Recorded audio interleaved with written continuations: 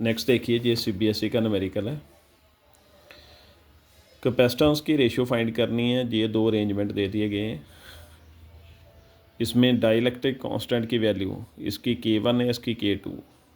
इसमें ऊपर वाला K1 है और नीचे वाला K2 है। और कैपेसिटेंस की रेशियो फाइंड करने के लिए बोल रहा है अलग अलग अरेंजमेंट के लिए दोनों की जो आएगी उसे डिवाइड कर दिया जाएगा। अब K1 K2 ऐसे होंगे तो इस तरफ एरिया होता है, एरिया डिवाइड हुआ। अगर एरिया डिवाइड होगा तो कैपेसिटर्स जो हैं वो पैरेलल में होंगे। ये दोनों क्या होंगे? पैरेलल में होंगे। पैरेलल का फार्मूला क्या है? CP = C1 + C2। और पैरेलल प्लेट कैपेसिटेंस का फार्मूला ये था, जब डाइलेक्ट्रिक कांस्टेंट की बात होगी तो K के साथ क्या कर दिया जाएगा? मल्टीप्लाई कर दिया जाएगा। अब ये क्या है? दोनों पैरेलल में है क्योंकि एरिया डिवाइड हो गया। इसको भी A/2 एरिया मिल गया, इसको भी A/2 एरिया मिल गया। अब देखिए यही फार्मूला यूज़ करेंगे C1 के लिए। एरिया A/2 हो जाएगा, डिस्टेंस सेम आएगा, डाइलेक्ट्रिक कांस्टेंट की जगह क्या आ जाएगा? K1। ये बन गया C1 के लिए।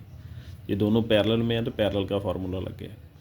और C2 के लिए K2 आ जाएगा, बाकी फार्मूला क्या रहेगा? सेम रहेगा। अब जो चीज़ कॉमन है वो कॉमन निकाल लीजिए। ये बन गया। इस अरेंजमेंट की कैपेसिटेंस आ गई। अब ये क्या है?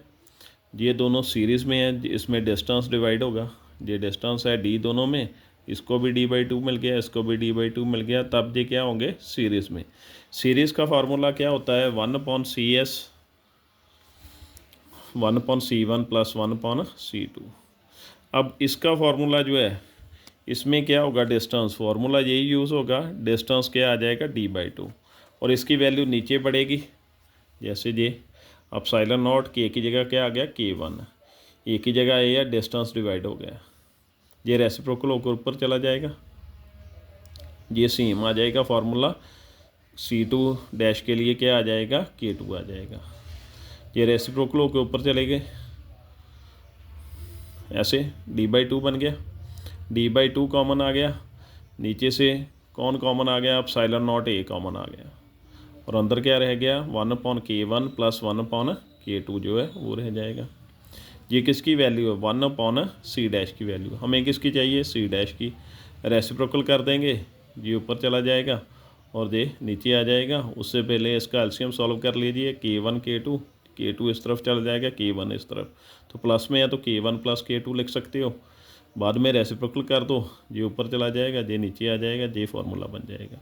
फाइंड क्या करनी थी? दोनों की रेशियो फाइंड करनी थी। फर्स्ट पार्ट में C/C डैश कर लिया।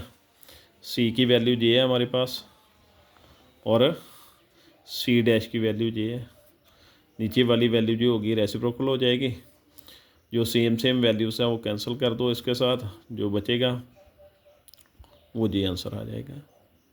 उसके बाद बी पार्ट में भी उसने मेंशन किया हुआ है। बी पार्ट में क्या मेंशन किया? K1 की वैल्यू 2 मेंशन कर दी, K2 की वैल्यू 3 मेंशन कर दी। फिर से रेशियो बोल दिया इन अरेंजमेंट की फाइंड करने के लिए। तो इसी फार्मूले में क्या करोगे? K1 की वैल्यू 2 पुट कर दो कि K2 की वैल्यू 3 पुट कर देंगे। सॉल्व करने के बाद ये आ जाएगा हमारे पास। ये था आज का न्यूमेरिकल। Thank you.